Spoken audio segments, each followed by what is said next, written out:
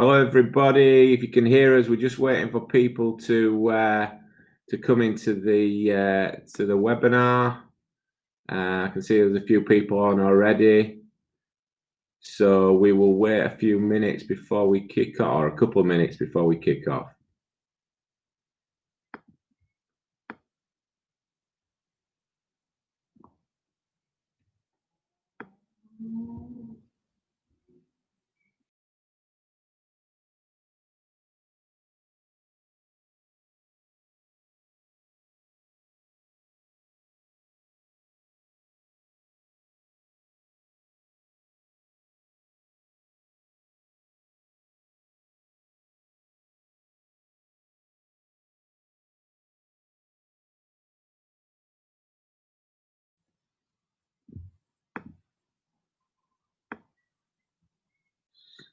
So we've got quite a few on here now. It's going up by the second. I'm going to kick off. So, hello everybody. Can you just put in the chat if you can hear me? Good. Loud and clear. Fab. Okay, everybody. Welcome to this quarterly review. It does say H1 review, but because we've never had one before, we thought we'd take the advantage of doing an H1 review. And this is a review of the UK commercial drone sector. It's first time we've ever done it. Probably going to be organised chaos, but hey, who cares? Let's see where we go with this, how much value we can add. We'll get it better next time. Just a bit of housekeeping. There is a questions that, as well as a chat, there's a questions section as well. We're going to, from time to time, going to be looking at questions, and we'll put a few questions around to the guys on the panel, but also look at what other people putting in the chat as well. It's supposed to be interactive. It's supposed to be just, we're shooting the shit here as well. So let's see what value we can all get out of it. The best platform is supposed to be Google Chrome for this, albeit I'm using Microsoft, and it seems to be okay. So I'll introduce you to everybody. I'm Steve Coulson. I'm MD at Coptrz. We've got Ryan Shelswell here, who's I think your title's now Customer Support Manager. Is that correct? That's right. Yep. We've got Sam Denith, who's our UAV strategist for the public safety sector, and we've got Jim Pick, who's our tame surveyor. We caught him in the wild. We've brought him into captivity, and now he actually can speak and walk and everything. So welcome, Jim. You make me sound feral. Well, yeah. No comment. So there's been a fairly big event in H1, the dreaded C word, COVID-19. It's affected the world, it's affected all of us, and it's affected the drone sector, the commercial drone sector in the UK. We're going to get some feedback from everybody who's on the webinar as well. But starting off with Ryan, what do you think the effects of COVID-19 have been on the commercial drone sector, in your opinion? I mean, obviously, it's, as it has with many sectors, taken a bit of a dip just purely because people can't or couldn't for a period get out and about doing inspections due to the essential travel restrictions.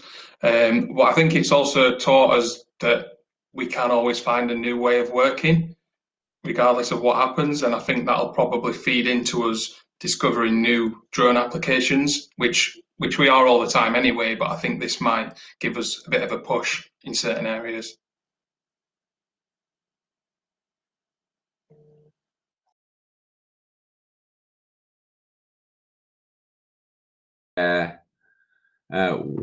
with every emergency, every crisis, there comes opportunities as well, and an opportunity to change the way you do things.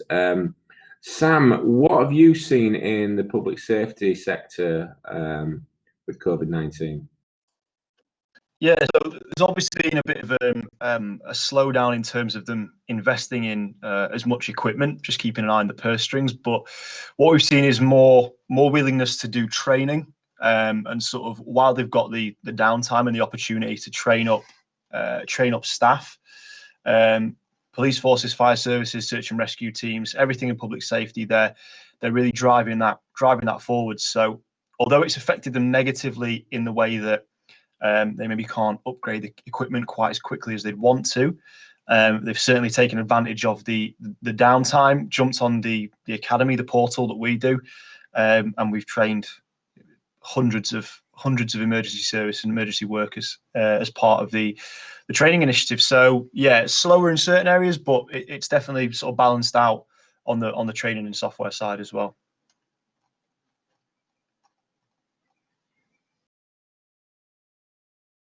What about you?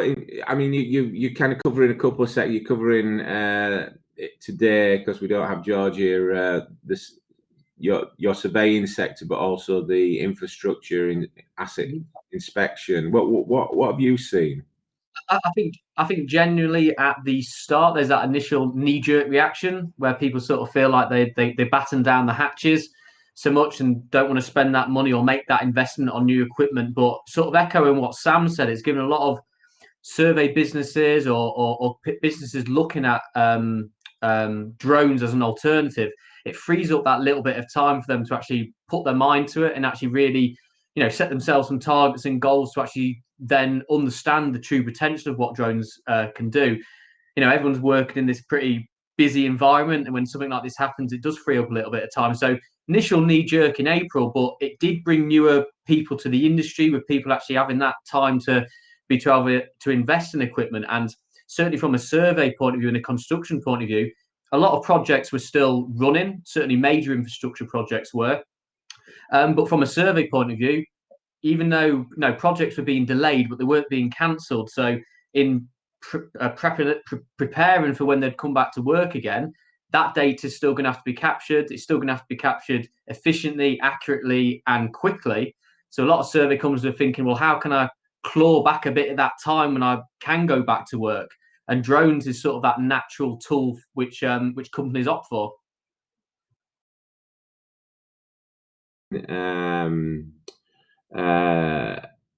Let's say going against the flow here, COVID-19 could be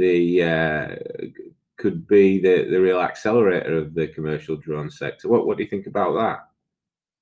100%. I think in terms of what in sense of businesses we were talking to for maybe a 6-month period, they were kind of the ones who kind of battened down the hatches a little bit. But what we saw was a lot of new players, a lot of new businesses coming to the industry who certainly could see that benefit drones could bring to their organisation. Not just being able to capture data, but to make extra money and more value from investing in your equipment, and the relatively small cost really in sort of the survey industry compared to, say, laser scanners and total stations.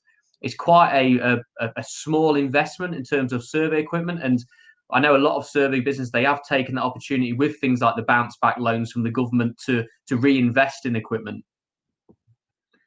Yeah, I guess it's in many sectors. There's going to be there's going to be less humans. There's going to be more people out of work.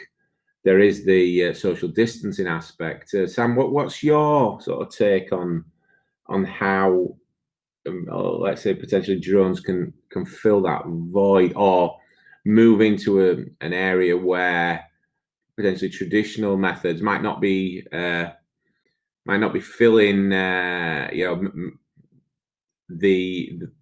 way we work whilst living with COVID. Yeah, I think the key takeaway from that is we call them UAVs.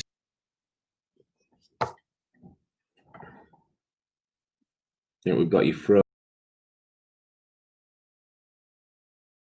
Tell you what, I'll ask that question to Ryan then. Whilst I'm freezing. Yeah, I think basically what Sam was getting at is like you said, we call them UAVs, so they're already unmanned aerial vehicles. So although we've got the issue with COVID, now people are kind of allowed out and protecting the people. As much as it is helping people collect important data quickly and efficiently, it's also safeguarding anyone that may be affected by COVID or any other dangers, basically. Sorry, it looks like it's let me back in now. I think my audio cut out there for a second.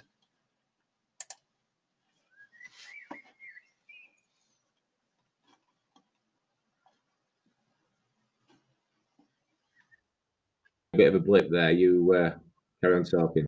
Yeah, I think I cut out. I was just saying that basically it's taking the unmanned aspect. That's the main focus, is that key word in the name of unmanned aerial vehicle. So the more organisations can take away the putting people in close proximity or putting people in tricky to operate areas, then the better. So moving to drones is the natural next step.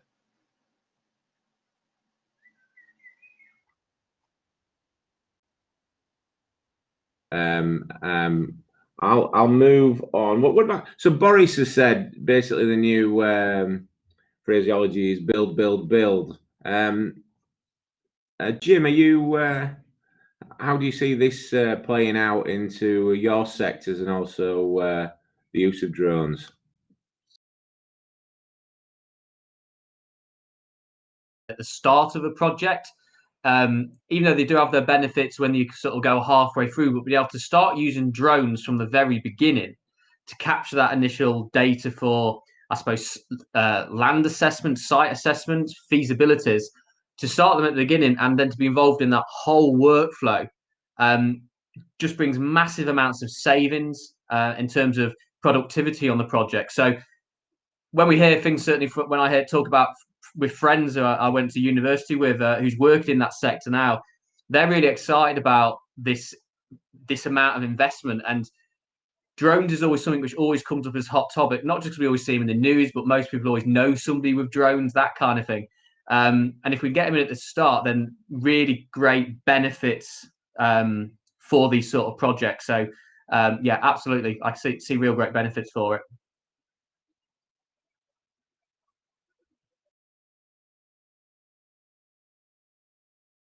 The COVID-19 is going to propel drone delivery services stratospherically forward.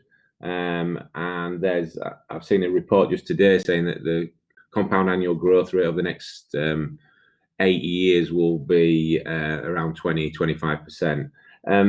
Is this? Do you think this is real? Do you think? I mean, we've seen that there's been pilot tests in the one in the Isle of Wight. Ryan, what do you think? What do you think the reality is here? I mean, I think in an ideal world, it is a really good solution to a problem. But I think you'll see that there are quite a lot of pitfalls, not only mainly the health and safety aspect of it. My guy, Jim and Sam, have you got your mics on? You've got a big echo. Can you turn your mics off?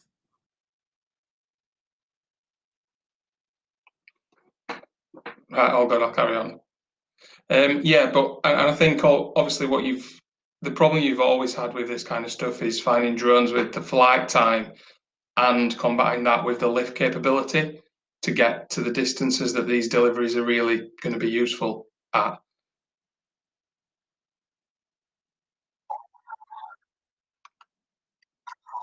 There's a part to play here. It's just what we've been realistic, what parts to play. I mean, one example is I've seen that people talking about defibrillator deliveries. Now, for my sins, in our previous business, we provided defibs.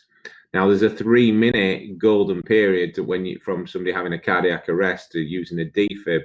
I think, you know, you're not going to get a drone up in the air to a location somebody's having a cardiac arrest and then deliver a defib to somebody to use. It's I think that's defeating the object. But when stuff like blood and potentially in some areas vaccines, not always specifically for COVID, but I know I've seen malaria vaccines talked about. I think that's where and blood in Africa for the zipline project. I think that's great. I think we've just got to be realistic about what can and can't be done. I think maybe not focusing on delivering beer, which I love beer. Don't get me wrong, I want them, but beer and pizzas is probably not the top priority. But maybe I'm wrong. Maybe I'm talking out of turn there. I think like most things, we've got to understand when the real benefits of drones come into play, but also the negative sides. Drones aren't a one glove that fits all. We've got to know as much as their advantages in an industry, as well as the disadvantages as well. And I think legislation plays a big deal in this as well. I mean, who's going to want to sign off, I suppose, from central government to be able to allow BVLOS flights on a regular occasion? But I'm sure once that's mastered, and I know there are trials going on with that kind of application. I mean, the world's really the oyster in terms of the drone industry and doing these kind of high profile, large flight runs on a regular basis, which is the key.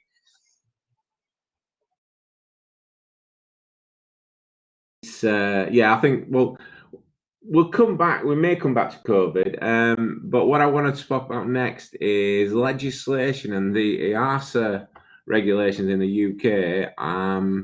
Delayed twice, and now we're talking 31st of December. Ryan, what do you think? What does this mean to the average person wanting to get into commercial drones or commercial drone operators now at this point in time? I mean, I think the main thing for people now is that they can, because it's an already established process, they can draw on the experience of people who've already been through that process, know how it works inside and out, and there's going to be no changes to that, obviously, for at least the next 6 months. So I think for the time being, it keeps it simple. Do we think there's do we expect there's going to be another delay? Do we think? Anybody?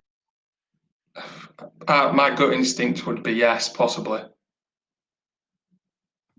Yeah, I think we've got to look at it. If we get a second wave, which is highly forecasted in the autumn, I think it may or may not. I mean, we don't know, but that there is a big possibility that could get delayed again. But if people are wanting to train now, just go ahead and train. Do a PIFCO, or that's going to cover you.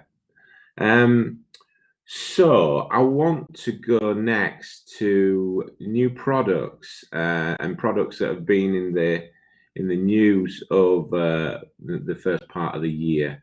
And the first one is after quite a delay, and not a delay, but a big period between the last enterprise launch. DJI brought out the M300, which is a substantial launch of a substantial product. Ryan, do you want to just take us through your overview of the M300, what the main features, benefits of this platform are? Yeah, I mean, I think it's a classic example of where the drone industry is heading in terms of improved safety, improved automation, artificial intelligence, and we're seeing longer flight times. So, I mean, all in all, we're seeing something that's more rugged, better performance, but also easy to use from the pilot's perspective. Obviously, the safety features. There's a lot of redundancy features on the M300, the dual IMUs, barometers, GPS, dual batteries. So I think all in all, it's just, like I say, becoming safer, but with more intelligent flight options to capture the data that you need efficiently, quickly, and accurately.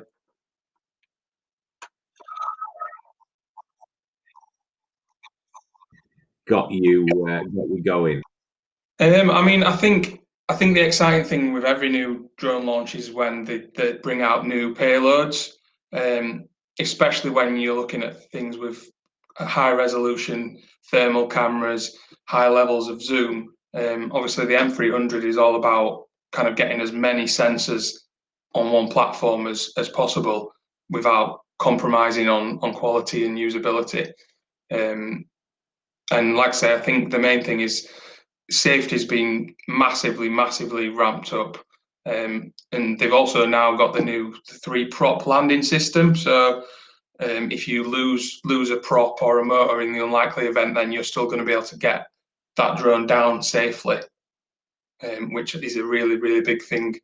I think for companies, especially in kind of inspection, emergency services areas.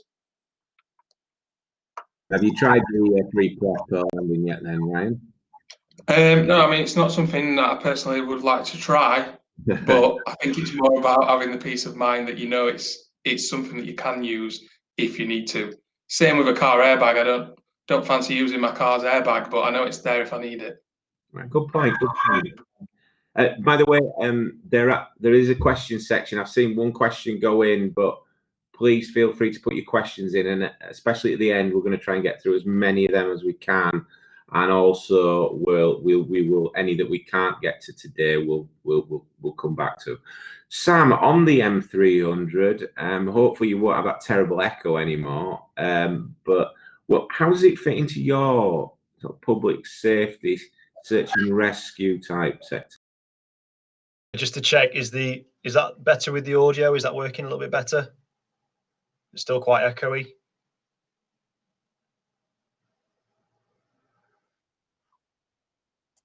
Because you're in Sheffield.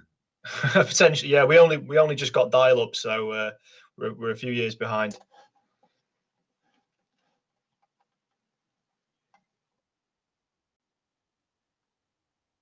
Right. Well, we'll crack on then. I'll go quickly, and then if anyone can't hear, we're not wasting too much time. But yeah, I mean, in terms of my market, in terms of my guys that are using this, the fact that you can combine a thermal camera with that resolution for search and rescue, a zoom camera of that quality with 20 times optical zoom that can carry on right up to something crazy like, is it 200 times in total? I think it is. And then the laser rangefinder up to 1,200 meters. It basically means that one platform now, you don't have to have one platform that will do one application, one platform for search and rescue, one platform for sort of planned operations. This can be used for the vast majority of drone operations by a fire service or by a police force, for example. And the IP45 as well, the 5 being the important bit in terms of the water ingress. It just means that you've got a little bit more peace of mind that in some pretty heavy rain, you're going to be able to operate. Thanks, Sam. We got a bit of echo there at the end, but I'm going to move this one on to Jim, and you know, you've got two here. What's the M300 looking like at the moment for inspection work, and what's it looking like for the surveying market? And people probably didn't know, but Jim spent a lot of time offshore. He wasn't just sent there because nobody liked him. He was actually working on oil rigs. You know, from those different aspects, Jim, what first inspection, then secondly surveying, how does the M300 fit? I think in terms of inspection, it's up there as one of the best platforms to use. As Sam sort of alluded to, it's an all-encompassing platform with great payloads to go with it.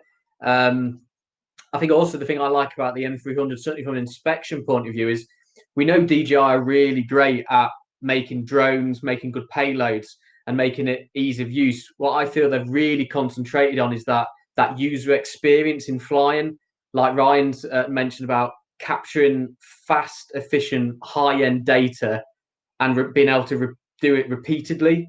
So it takes that I suppose that user input away slightly, so we can let the drone do all the work, and hopefully safety. Because one of the biggest things, I suppose, from a point of view of a pilot, is fatigue or anything like that. So let the drone do all the hard work and still get good quality data is great. In terms of survey applications, at the moment, not suitable. The payloads, the H20 and the H20T, aren't good for any survey applications, but I imagine in the future there will be some survey payloads available out, which will really then make the M300 a fantastic workhorse, certainly across the board in all industries, really. I think it is a game changer of a drone. I think they've learned a lot of lessons from some of the previous drones like the M200 series. I think this is a big step forward. So secondly on hardware, and it was right at the end of H1. In fact, was it 2 days ago? The Parrot brought out the Parrot USA. So I'm going to start again with Ryan. What struck you about this drone, and where does it fit on the grand scale of it? I mean, to be honest, in terms of the smaller drones, obviously fitting 3 different sensors on a drone of that size is quite a big advancement, especially maintaining a high level of quality on all 3 cameras. And I think it's clear to see that Parrot have built on the simplicity and ease of use from the Anafi thermal, but ramped up the sensors and the safety and the usability. So it's giving you kind of the best of both worlds as much as possible with quite a small, rugged unit. And same question as before. What's the one thing that sort of you thought was most awesome about this piece of kit, this frame?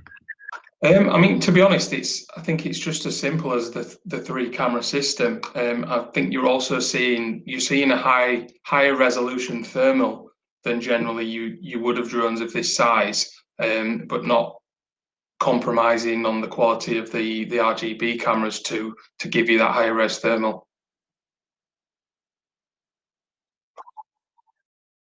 Right, we're gonna brave Sam again now, for you, your sectors for the Parrot USA, how's that fitting in, and what's it going to mean to your sector?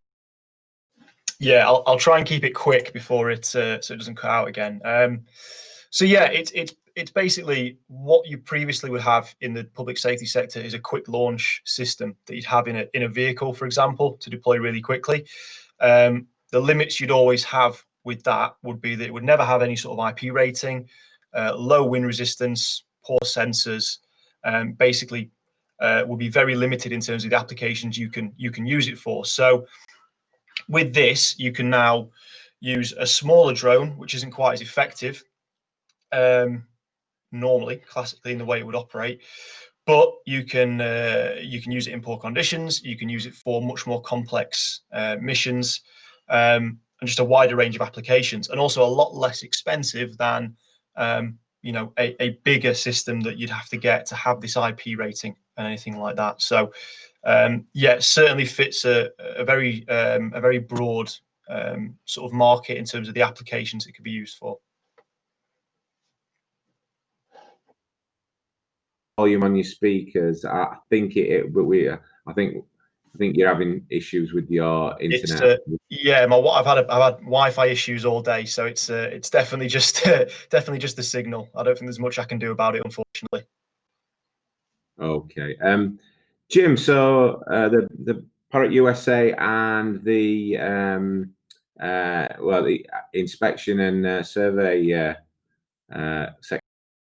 I think it's certainly for the inspection industry, not necessarily for the traditional survey. But I think where it nicely fits in is it's compact, and it produces a lot of power in terms of sensor usage as compared to some of its counterparts. What I really like about it is you can imagine if you had some inspections to do in the middle of the Scottish Highlands, you won't necessarily maybe want to be carrying an M300 up there if you've got a 2-mile trek, but a Parrot Anafi USA can be quite nicely held in a small hard case, walk you a couple of miles, do your inspection and come back again. That's where I really think it fits in nicely into that space of bigger than sort of, I suppose, a Mavic, but not as the same size as, let's say, an Inspire. So it fits quite nicely into that gap in the market.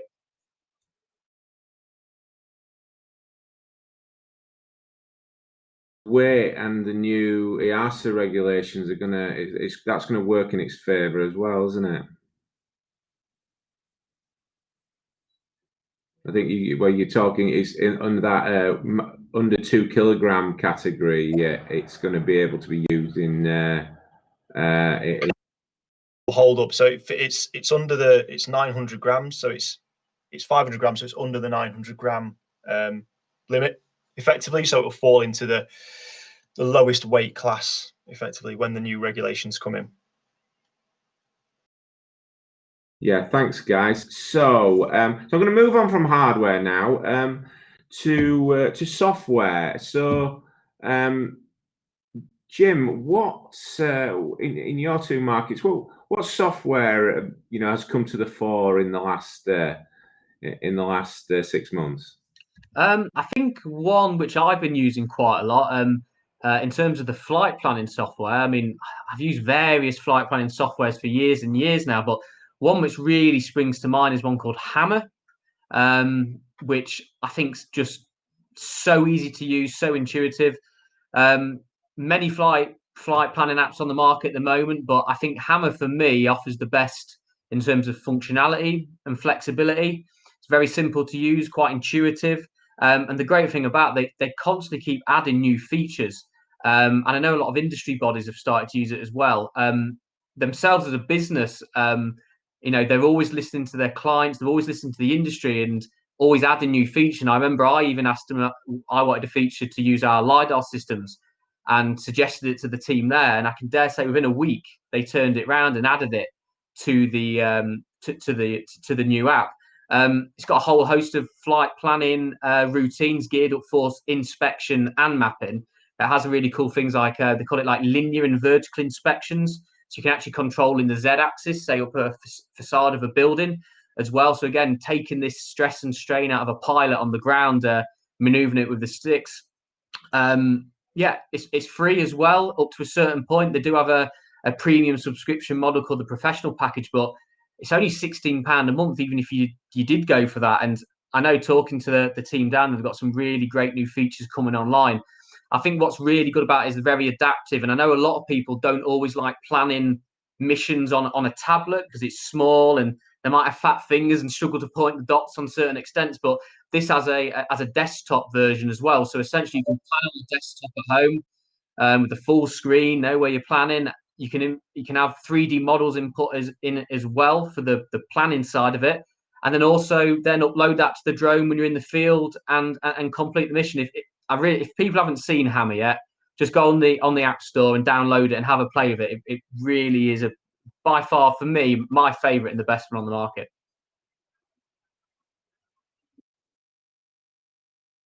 I think in terms of inspection, a good thing just to sort of mention would be our Ava software, which is geared up for the inspection industry.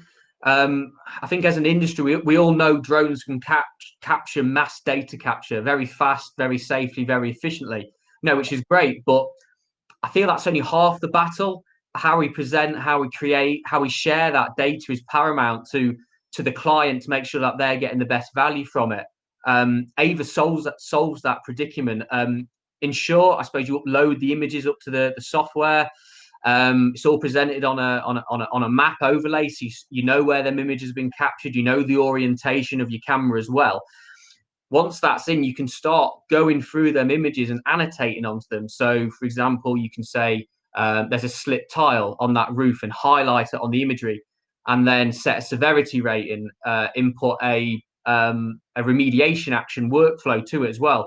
Once you've gone through all them images, with 2 clicks of a button, you can run a full PDF report off, which you can either hand to an engineer or hand to the client, or you can just share that portal with them so they can review it themselves. I think I've seen quite a few people just handing over data on a USB stick. Well, in my opinion, that's good for nobody. That's just a group of series of photographs on the imagery. how we present that and how we share it's so important. And Ava does produce a really great alternative or a solution, should I say, to just having a set of images to look at.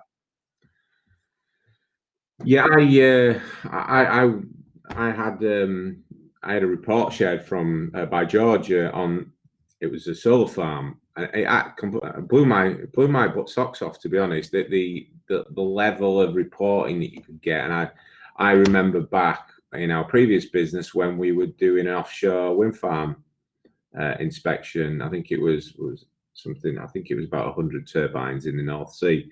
The hardest part, that it was hard doing the surveys, but compared to actually managing the data and providing the report with actionable insights was the most difficult. And I think that's what's resonated with me, that it's just, it pulls that together. One, if you're in an organization and you need to report to all stakeholders within your organization on a preventative maintenance plan or remedial maintenance plan, or probably even more so is if you're a service provider, that the level of customer value that you deliver and the brand that it gives your companies, just you can't measure that.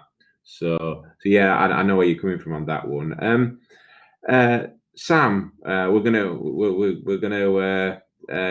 brave you again. What about you in your sector? What software is being used? Do you think people should be using in the public safety area? Yeah, so it's not so much a new software, but Pix4D launched React a few months ago. Too much echo.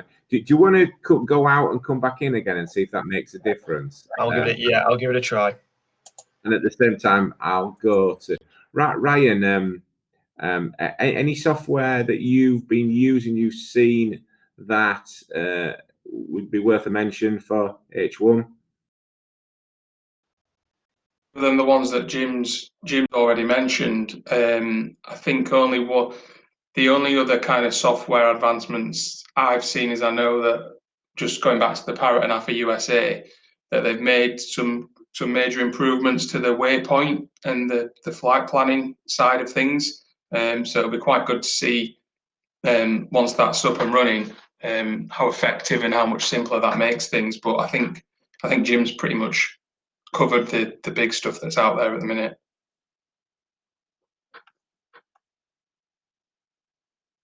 Great. I just want to point out again, I've noticed there's a few questions been put into the chat section. If you could put questions into the questions section, it's to the below our section here. You should have you should have questions, polls, offers.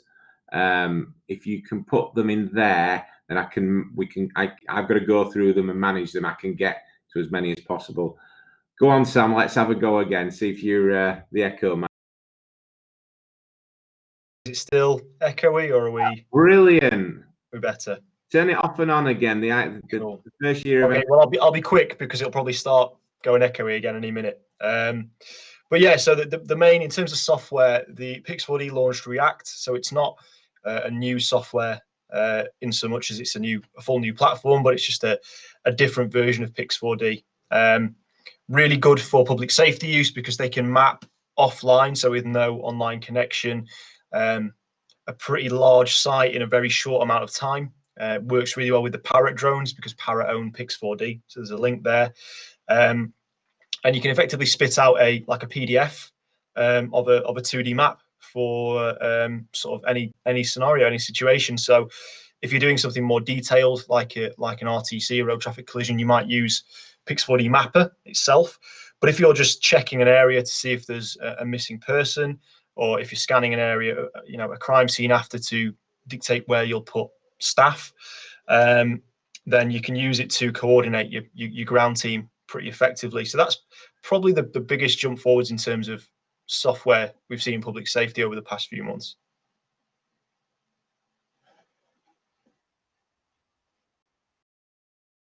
some of the news items I'd seen specifically to the UK, and Jim, I've seen in the press, Atkins are using drones to track the progress of Hinkley Point C power station. I know you know about this project. Do you want to elaborate? Yeah, I mean, Atkins have always been I suppose, an innovator in terms of taking on new technology, and bought the Wingtra from us probably, I don't know, a couple of years ago maybe now for it, and they're basically been using it for monitoring projects. I mean, the great benefit from having that bird's eye view perspective can be really useful in terms of assessing the situation, seeing how that project's developing, knowing where you have to put more resources as well, and also from that as a health and safety point of view, as well as in stakeholder meetings. The people or the guys who are funding this project, to be able to see how it's developing over a series and period of time, gives them that information and knowledge that they're spending their money wisely at the end of the day. And I think this is where drones are. I mean, traditionally, obviously, Atkins, a huge construction organisation, but they're not just taking the drone and seeing it as just for their survey applications. They've taken that platform and sensor and used it in other parts of the business, and things like progress reports and photos have huge benefits for construction projects.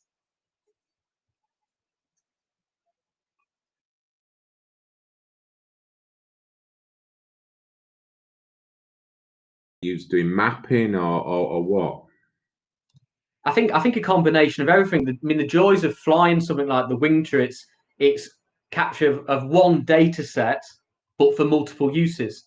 So for one flight, you have got that ability to produce a 3D model of it.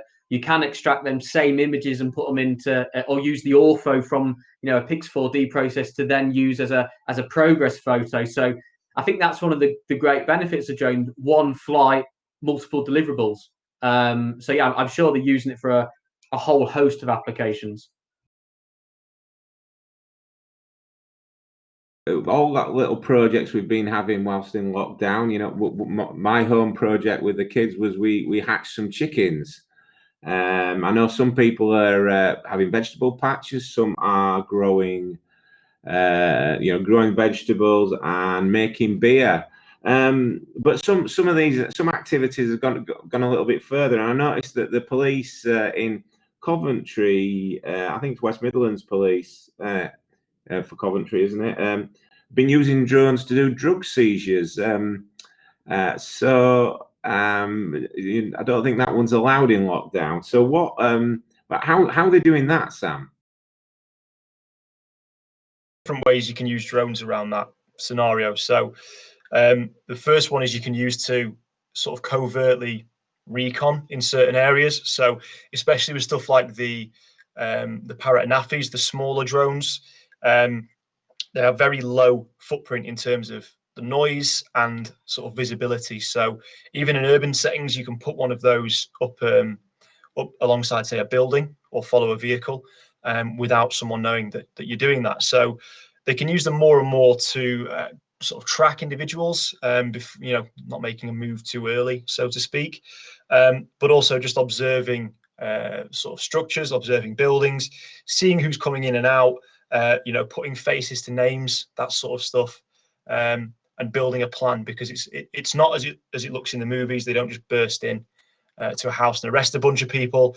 There's often days, weeks, months of preparation for something like that, and a drone is just another way to gather good evidence, basically. And that's the way the police are using them. They're gathering evidence to keep people safe, keep dangerous people off the streets. And it's a positive cycle as well, because the more they use them, the more they invest in the kit. And when they invest in the kit that's a higher level, stuff like the newer Parrot and the new DJI stuff, they can do more and more applications. So it's just spiraling up to the point where they're covering more work just from the basic stuff right the way up to more complex operations, using drones more and things like helicopters and manned operations less. So yeah, all in all, it's definitely a positive move forwards.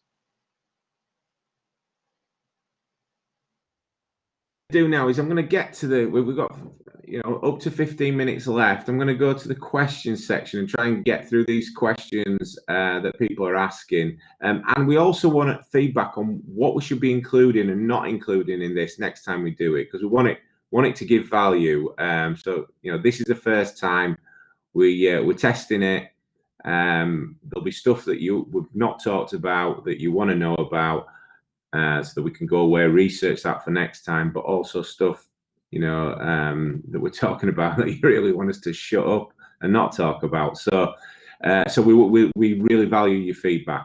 So Laurent, hopefully I pronounced that right, missed a bit about the legislation timescale. Could we elaborate? Well, he said it's gone to the 31st of December now. That's correct, guys, isn't it? 31st of December.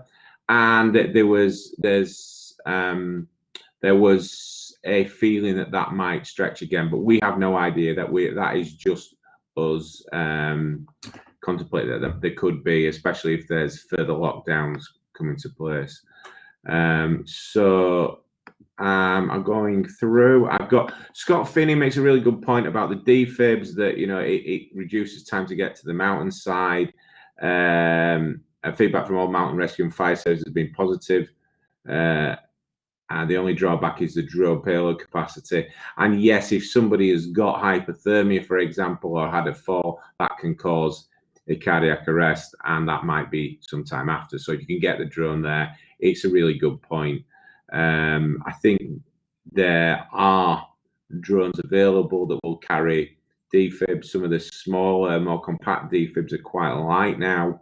And if Scott, I guess Scott may well be one of your customers. Sam, we can make some suggestions and of both a drone and defib package. So Steve Fuller has said, is there a danger that the cost of the M300s with the cost of the M300, smaller companies will try to get by with one drone and have no fallback when it becomes unavailable? A good question. I'll go to Jim on that.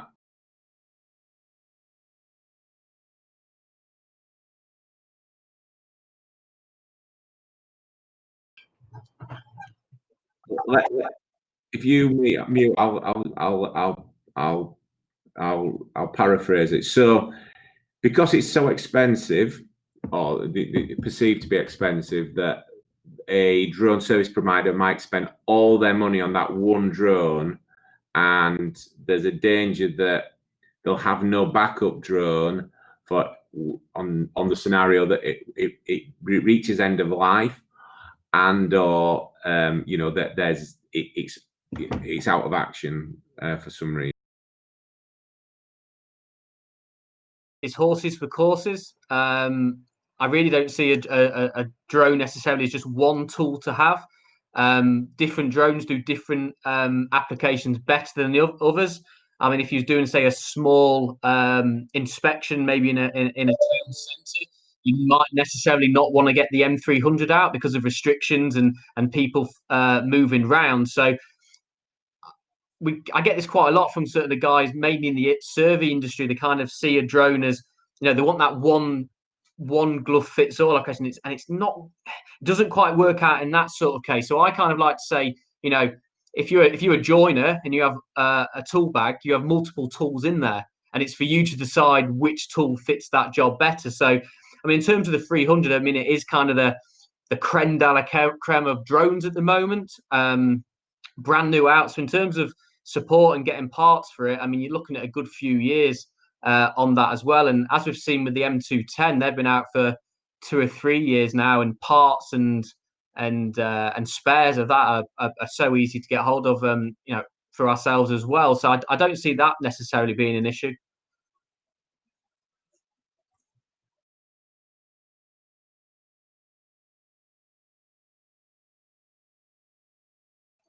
You're on mute, Steve.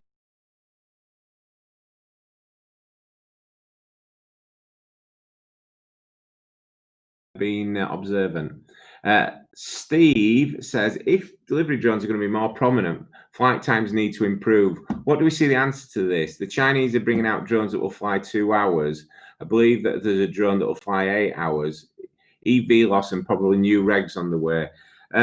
Well, out of experience, in our previous business, we were flying 50 kilometers plus offshore with VTOL drones. I think the answer is it's probably not going to be multi-rotor. It's going to be unmanned helicopter type drones where you can gain more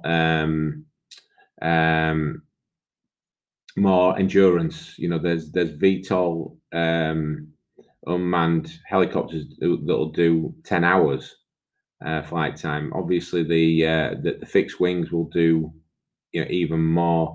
I think it's the battery technology is going to be difficult. I think it's going to be fuel that they're using. But I think it's going to come out of those serious RPAS drones that are currently being used. Like anything, things will become cheaper as they become more mass produced. There's a really good company, Steve, down in Loughborough way who's doing hydrogen cells for even DJI drones. They've got some really great endurances on things like the M600 and stuff like that. Yeah, admittedly quite pricey at the moment for something like that, but over time, them hydrogen cells will drop down. I think if I remember right, they're called Intelligent Energy, and they're based at Loughborough. But do some really great products for drones in that hydrogen cell market.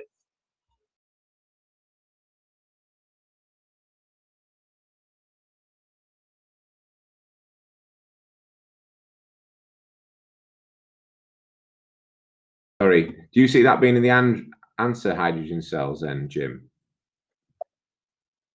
Not the answer, but certainly an alternative. I think as time goes on, we're craving for that longer endurance, and it's just a solution. And similarly, I suppose in the automotive industry, we're all for electric cars, but I know that particular company, they won a contract with the London cabs, the black cabs. They supplied all the hydrogen cells for them, so they've got the experience, they got the know-how and the knowledge. So they're the kind of the good guys to have on board for putting this technology onto drones.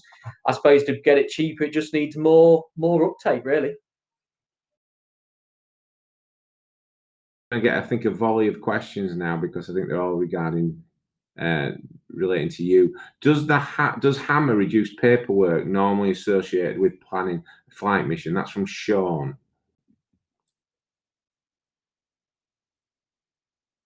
Which they're working on for that kind of stuff, but if you're looking for alternative at the moment, then Drone Desk is really good for that side of things.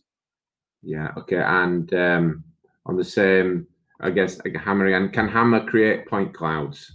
No, so it's not like Drone Deploy in the sense of it's solely at the moment for your flight planning side, but they are bringing some new features in the future, which probably won't be there for creating the point cloud, but potentially viewing and things like that. But that's I say it's a really good app to keep your eye on. The stuff they've got working on the pipeline's really great, and maybe a future review we could get Varun from there on to talk about it, because it really is a great software and a great flight planning software.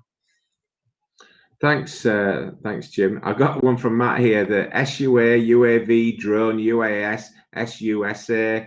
I dropped another one in, RPAS, RPAS. I fear we are working with too many acronyms. Has anyone in the industry lobbied the CAA/EASA?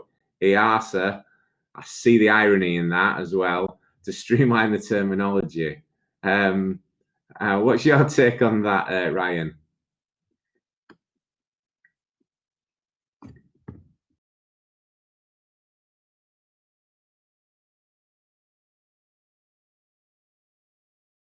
Ultimately, I think it's always been the same. There's always been multiple names and acronyms for the UAV industry. Anybody who's done an operations manual will know that that's a fairly hefty document with a number of acronyms. obviously with the view to keeping it more straightforward, keeping it less text heavy. I mean, obviously we don't know what the CAA EASA will do in terms of the acronyms, but obviously in an ideal world, if we had one acronym that everybody used for a drone, UAV, UAS, it would make it considerably easier. But like I say, I'm not sure if that's probably at the forefront of their minds at the moment with the new regs coming in at some point. Guys, reporting software, what do you recommend as being one of the best, say for roof inspections, for argument's sake? That one to Jim. Software, as mentioned, Ava would tick all them boxes. I think Hayley put a link on the chat where you can find out a little bit more about it, and I'm sure she's listening, so she could probably pop that link back in there, so people who's interested could take another look. There you go, right on cue. Right on cue. Hayley's just dropped the link in. Well done, Hayley. David's asked about grandfather rights for people with the PIFCO, but only if been taken by a set date. What I'm going to do on that one, I'm just going to get double check with Dan, our head of sales. It'd kill me if I said that. Head of training, to come back to you on that, just to make sure, because it's been a bit of a moving feast. So, David, if you want to get in touch with us directly, I'm going to get Dan Wilson, our head of training, to specifically clarify on that. We've got Matt with regards to data ownership. I haven't been through the apps and software terms and conditions, but data security and ownership I feel is a big issue going forward, particularly with regard to a lot of the more cloud-based services. It's a really good and big question. Any you guys got any specific comments on that?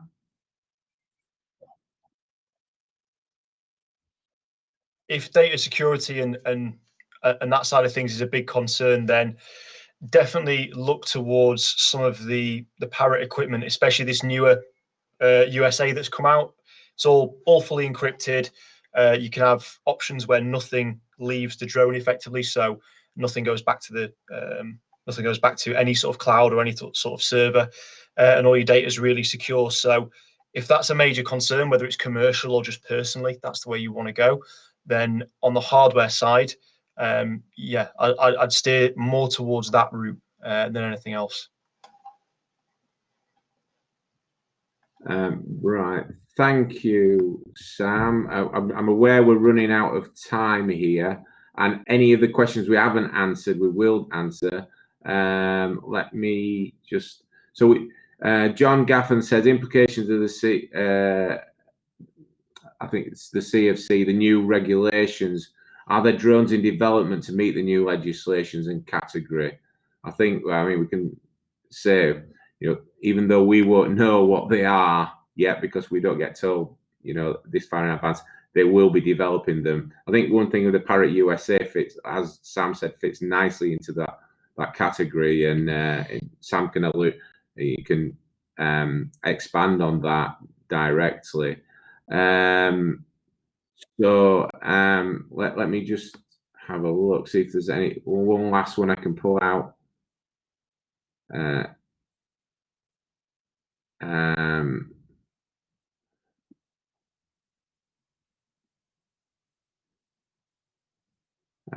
Let's have a look. So if you were starting a drone business, what niche and equipment would you recommend, considering 5,500 qualified pilots? That's a good one to finish on. Who wants to take that one first on niches? Overview, and I think it'd be good to get Jim's sort of specific thoughts on it as well. I'd definitely say that the training side of it's so important, because when you talk about this 5,500 registered pilots, that's 5,500 people that have just done a PFCO, and that's the only training that a lot of them will have done. So if you're looking at carving out a niche and getting into an industry, if we take something like gyms, like survey or the inspection side as an example, if you've just got a PFCO and a Mavic, you might struggle. Admittedly, you might struggle to get into that industry. If you have a drone with a thermal camera and you have a bit of thermography training, or if you have some skills with something like Pix4D or with Ava, a software or mapping software, then you can have a much greater chance of success and of carving out a niche. So as an overarching rule, I think it's just more about making sure the industry you go into, you have the skills ready to move into that industry, and you're not just someone who can fly a drone. You've also got other skills to back it up. I don't know if Jimmy, you've got anything to sort of specific to add on that. I think in terms of, I suppose, industry is, like I said, don't be a jack of all trades. It's best to specialise in one industry and really target that, as opposed to casting a net over them all. I think you don't get anywhere if you have a website which says, I do inspection, survey, wedding photography, and that. I don't think that sends out the right message for yourselves in a business. I mean, in terms of equipment, I mean, there's always them specialist pieces of equipment and specialist industries you can target. Something like, say, the Helios or the Wingtra or LiDAR, even something like that, which will set you aside from the crowd in quite a busy space at the moment. So they're the things which will differentiate yourselves from the competition. And that's not something that's unique to the drone industry. It's unique to all businesses. Is deep and narrow rather than casting your net across many sectors. If you serve everybody, you serve nobody. There's questions left to answer. We will answer them. We'll come back to you in turn. Please give us your feedback on what you'd like to see next time and how we can improve. We want to give value. We want to do this to help enable the industry. Thank you so much for listening to us, guys. Have a great rest of the week, a wonderful weekend. Thanks a lot, and see you next time.